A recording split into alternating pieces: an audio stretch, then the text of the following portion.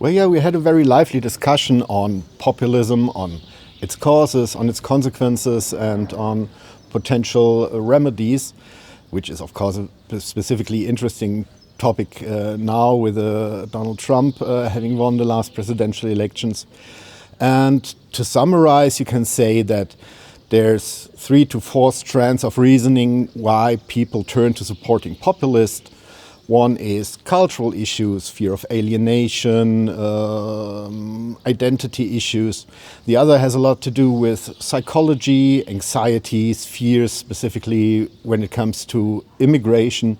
But there's also economic causes, and this is where I do my research on. And we see that essentially people who are disadvantaged from economic change, people who live in regions that are left behind, people who work in jobs that don't have a perspective anymore because international competition leads to deindustrialization, that these are individuals who turn to supporting populists and vote for populist parties and candidates.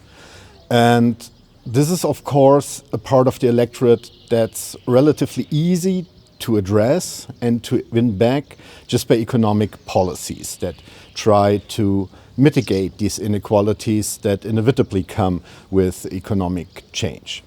What I think is one conclusion from our discussions here at the workshop is that nevertheless it's not sufficient to just install redistributive policies that try to pay transfers to those people who lose income, who lose well-being due to economic change, but that one needs a more activating policy. First, in a sense that these policies really enable people to participate again in economic developments, to make the progress on their own, to find new career opportunities.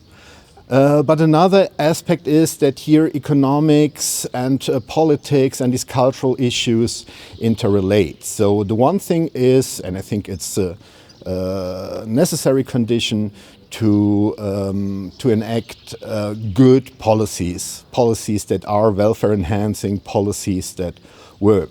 But the other is to sell these policies. So we have study on the impact of EU regional policy on populist support in Europe, where we see that investments into lagging regions help to mitigate populism and to win people who voted populist back to voting for centrist parties. But we also see that it's not so much their perception of the economic benefits that drive their voting behavior.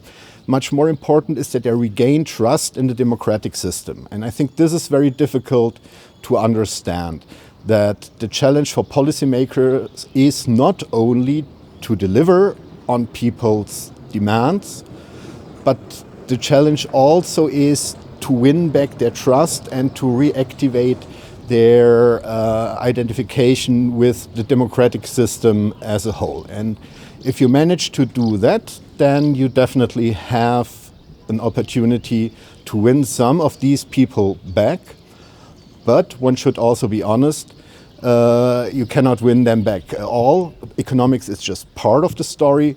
There's other reasons that have contributed to the rise of populism that go beyond the realm of economic policy. Well, an interesting aspect about the success of populists is that they managed to translate dissatisfaction with policymakers that has always been there and that has always helped some fringe parties to gain support and then lose again, that they managed to translate this dissatisfaction with specific policies or with governing policymakers, to translate this into a broader discontent with the democratic system as a whole.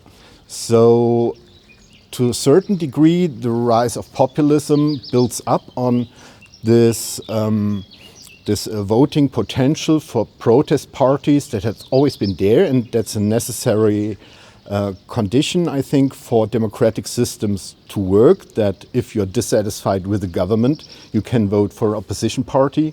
And if you don't like the opposition party, you choose new parties to just express your dissent. But the